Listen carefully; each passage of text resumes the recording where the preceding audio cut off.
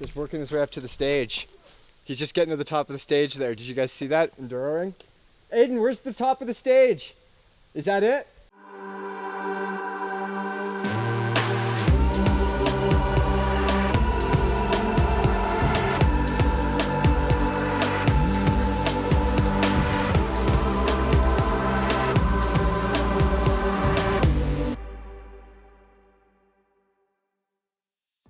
Hey everybody, I'm Mike Kasmer.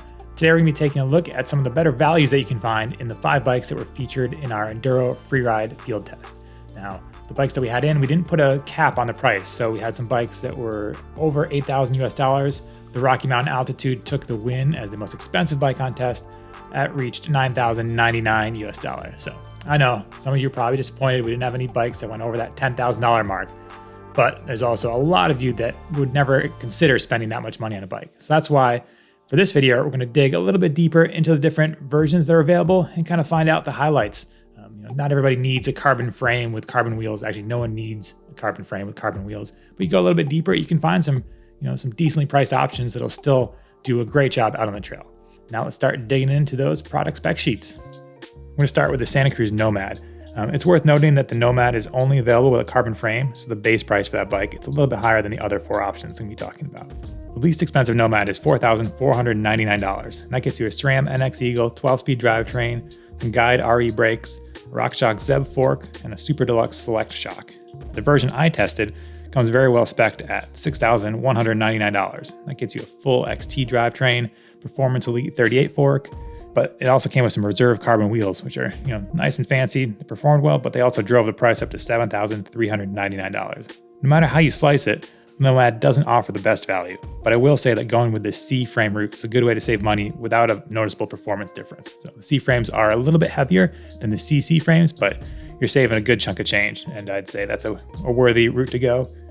Also, carbon wheels aren't a necessary upgrade, especially if you're not someone who goes through tons of aluminum rims every year. So if you have rims that are lasting you multiple seasons, probably don't need carbon, you can save that $1,000.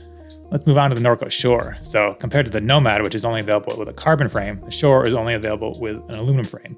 The A2 is the one that stands out. It has a Shimano Deore 12-speed drivetrain and MT520 4-piston brakes. Suspension is a RockShox Super Deluxe Coil Ultimate, and then you've got a Zeb R fork up front. That fork has a charger damper, so it's not the latest and greatest version, but it still works quite well. And then also the price of that bike at $3,699. It's a bike that should be able to take a good beating. I mean, the rims may be a little bit soft, but other than that, it doesn't require any upgrades right away. And I can see that as being a worthy option for someone that's kind of going to be doing a bunch of shuttle laps, a bunch of park laps, and doesn't want to have to spend a ton of money to have a good time. Next up is the Trek Slash. Slash lineup runs deep with both carbon and aluminum options and all kinds of billet kits. I would skip the very cheapest model unless that's all that your budget will allow. It's got an NX drivetrain and Guide T brakes, so you'll probably find yourself wanting to upgrade parts sooner than later. But if you can scrounge up $4,000, the Slash 8 comes with a GX drivetrain, Lyric RC fork, and Kodar brakes. Moving up in the lineup, if you got $4,800, you can get a carbon Slash, but I don't think that spending $800 more than the 8 is worth it just for carbon frame.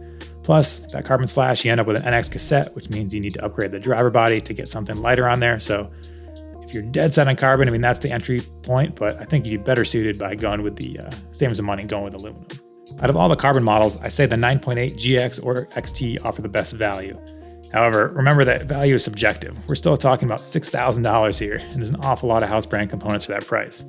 You can choose either a GX or XT drivetrain and Code or SLX brakes to go with it. And then suspension is a Zeb Select Plus fork, which gets the Charger 2.1 damper, so the top of the line damper, and a Super Deluxe Ultimate shock. Compared to the Nomad CXT, which sits at $6,199, I'd say that the Nomad has a better parts package, at least in my opinion. Fewer house brand components. Take the time between those 2 bikes, compare and contrast, and see what fits your needs. Now let's head back across the border to Canada, take a look at the Rocky Mountain Altitude. Once again, there are aluminum and carbon models to choose from. It's a pretty extensive lineup. This time, the base model is worth considering. $3,500 gets you a Deore drivetrain, Marzocchi Z1 fork, and a Fox DPX2 performance shock.